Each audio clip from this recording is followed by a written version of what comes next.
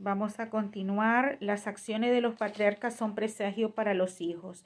Rambán menciona un principio que resulta fundamentalmente para comprender la narración bíblica sobre los patriarcas. Todo lo que ocurrió a los patriarcas constituye un presagio para los hijos. La Torá se explaya mucho sobre los acontecimientos tales como sus travesías, la excavación de pozos, etcétera, dado que sirven de lección para el futuro. Eh, por ello, la estadía de Abraham en Sején, además de sus plegarias por los hijos de Jacob, quien un día lucharían contra Sején, presagio que Sején sería el primer lugar en que los judíos conquistarían, casi 300 años antes de que Ismael adquiriese plena posesión de la tierra. Abraham en Egipto. Esta es una instancia en que la fe de Abraham fue sometida a prueba. Sí, señores, toda prueba, toda fe es sometida a prueba. Y nuestro padre Abraham pasó 10 pruebas y la última prueba que él pasó fue la más dura, que cuando le dice que sacrifique a su hijo Isaac. Inmediatamente después de asentarse en un nuevo hogar donde Elohim le había prometido toda clase de bendiciones, se produjo una hambruna con la cual Elohim le ordenó irse de la tierra y trasladarse a Egipto. Aún esto aparentaría contradicción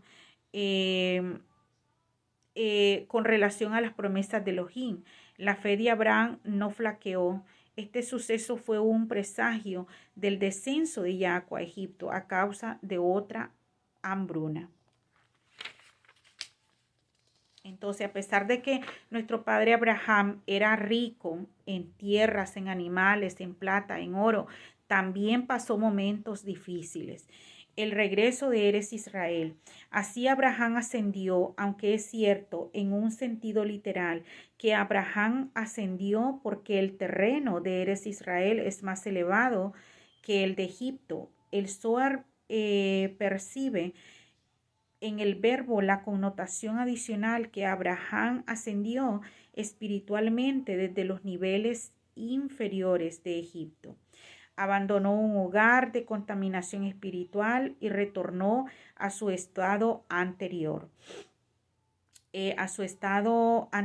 Más elevado. A diferencia de Abraham y Noac, que no recobraron su eminencia original después de sus reverses en el árbol del conocimiento y el vino, respectivamente. Abraham salió de Egipto incolume y en plenitud de sus atributos. Abraham y Lot se separan. La explicación que nos dan nuestros sabios cuando Abraham y nuestro padre Lot se separan.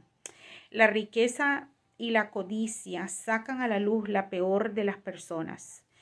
Abraham se resistió por completo, pero Lot permitió que esto deformara su criterio, hasta que, como indican los versículos siguientes, destruyó casi a toda su familia.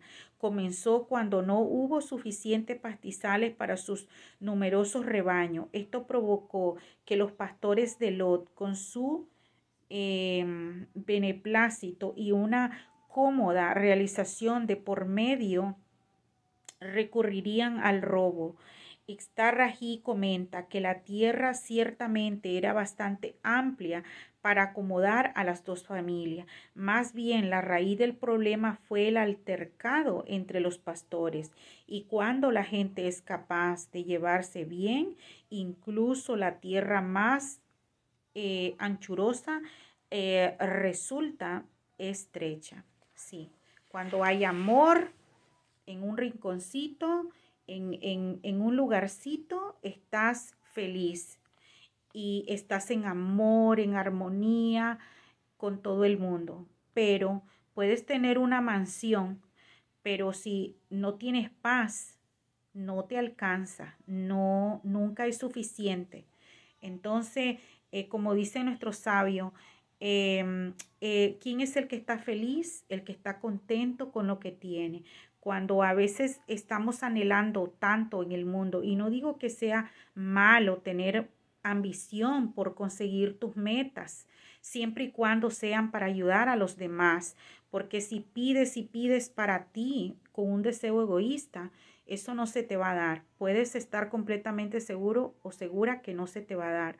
Siempre debes de pedir para dar a los demás, para compartir, porque eso es lo que nuestro Abba quiere de nosotros, que tengamos, pero para compartir con los demás. El mayor gozo es dar, más bien que recibir. Dice, Lot elige el dinero en vez de la moralidad. Conscientemente de que ambos no podrían seguir juntos, Abraham dio a Lot la primera opción de dónde vivir. Lot escogió la parte más próspera del país, pese a ser también la más cruel y corrupta. Quizá él pensó, como tantos lo hacen, siempre que podría gozar de la riqueza de los sodomitas, sin verse afectado por su perfidia. Como suele suceder, estaba equivocado. Em, Tarde o temprano, si estás en un ambiente que hay corrupción, aunque tú digas que no te va a afectar, te va a afectar. Eso fue lo que le pasó a Lot. Él se fue a Sodoma y a Gomorra. Era un lugar perdido, era un lugar donde la gente no le importaba nada. Eran personas deshonestas, personas que tenían una manera de vivir totalmente contrario a los principios de Hashem, de nuestro Padre, y aún así a él no le importó. ¿Por qué? Porque a él le importaba tener dinero. Entonces no digo que el dinero sea malo, pero siempre y cuando lo tengas en un lugar donde sea un lugar sano, donde sea que tomes ese dinero para ayudar a los demás, no para enriquecerte y enriquecerte, porque el hombre siempre quiere más y quiere más. Si tienes 1 millón, quieres 2, y si tienes 2, tienes 3, quieres 3, y si tienes 3, quieres 10. Entonces, siempre y cuando que se pida para o que se quiera obtener dinero para ayudar a los demás, está bien, pero esta vez no. Lot se fue ahí con el deseo de prosperar y no importándole que esa gente fuera corrupta. Entonces, dice acá, se reitera la promesa. Entonces dice, una vez que Lot se marchó, Elohim reiteró su promesa a Abraham para recalcar que la tierra había sido dada exclusivamente a él y que sus descendientes y de sus descendientes, no a Lot.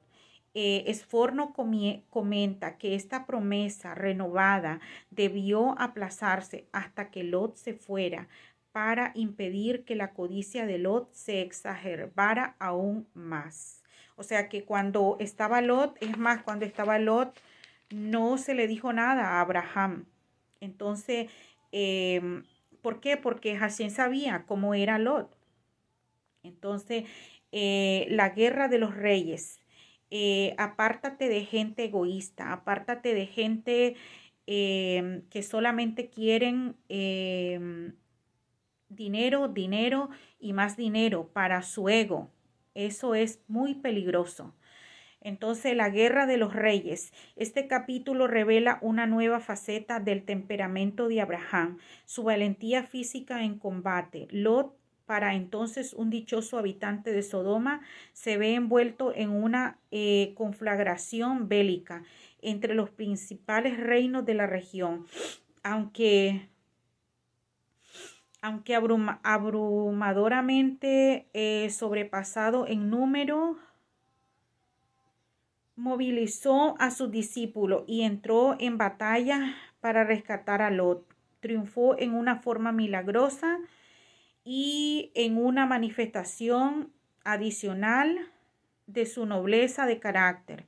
Se negó a aceptar parte del botín, pese a que el derecho internacional de entonces lo facultaba a ello. Sin embargo, no quería privar a sus aliados de su merecida opción. de su merecida porción. Así refleja su propia integridad en dos formas. Al rehuir el provecho propio, demostró que su única motivación había sido salvar a su sobrino. Si Abraham no quería nada, no estaba él haciendo eso por ningún botín, ¿verdad? Sino por salvar a su sobrino, sin interés personal. Y además manifestó que no privaría a los demás de sus derechos para demostrar su propia rectitud. Entonces, ¿qué dice? Sodoma es vencida. Dice, esta fue la batalla clave de la insurrección con sus 4 aliados. El rey de Sodoma tomó la iniciativa en atacar a la fuerza invasora de Kedorlaomer. Los 5 reyes buscaron aventajar a sus adversarios, eligiendo un campo de batalla que pudiera ser defendido por un ejército que, si bien era inferior en número, también tendría a su favor un mejor conocimiento del terreno. Entonces, la captura de Lot. Nos dice el Midrash, dice que los invasores capturaron a Lot porque estaba emparentado con Abraham. Eso es lo que explican nuestros sabios. Entonces, Abraham salva a Lot. Armó a sus discípulos, Abraham armó a los discípulos que habían formado en el servicio de Hashem. Los sabios le recriminan haber usado a estudios de la Torá para combatir una guerra y sostienen que este fue uno de los motivos por los cuales sus descendientes fueron condenados a la esclavitud en Egipto. O sea, miren las consecuencias. Dice aquí también, Abraham rehuye los honores. El rey de Sodoma emergió milagrosamente del pozo donde había quedado atrapado. Esto también era evidencia divina de la grandeza de Abraham. Wow. Entonces nos sigue explicando nuestro sabio y dice, Abraham declina el ofrecimiento del rey. Dice, la magnanimidad exhibida por Abraham hacia Malquisedec envalentonó al rey de Sodoma a presentarle una atrevida propuesta, aunque Abraham como vencedor tenía el derecho de quedarse con todo el botín de la guerra. El rey le pidió que le devolviera todos sus súbditos y que Abraham se quedara con los bienes. Sin embargo, miran lo que pasa. Abraham demostró su dedicación a Elohim, rechazando todo provecho personal de su triunfo, ya sea humano o material. Juró, no me quedaré ni con el botín más insignificante de mi victoria. Así he jurado ante Hashem. Rehusó todo provecho personal, para que no vaya a presumir que fuiste tú quien me enriqueció en vez de Elohim. Eso fue lo que dijo Abraham, nuestro padre Abraham. Si bien el acto de devolver el botín era encomiable, los sabios sostienen que Abraham se equivocó al devolver los cautivos porque en ello impidió que se les pudiera enseñar la senda de Elohim. Bueno, ¿verdad? Los comentaristas, nuestros sabios nos dicen esto. Entonces, vamos a seguir con la explicación. Ya vamos casi a terminar la explicación del 721. Dice el pacto entre las mitades, la promesa de la tierra, cuando hizo el pacto nuestro padre Abraham. Entonces dice, según el Seder Olam, este pacto fue celebrado cuando Abraham tenía 70 años de edad. Por ello, antecedió a la visión profética de los versículos anteriores, que tuvo lugar cuando Abraham tenía 75 años. 5 años antes de recibir la orden de asentarse en Eres Israel en forma definitiva. Elohim le había dicho que fuese a Canaán, donde le mostró la siguiente visión.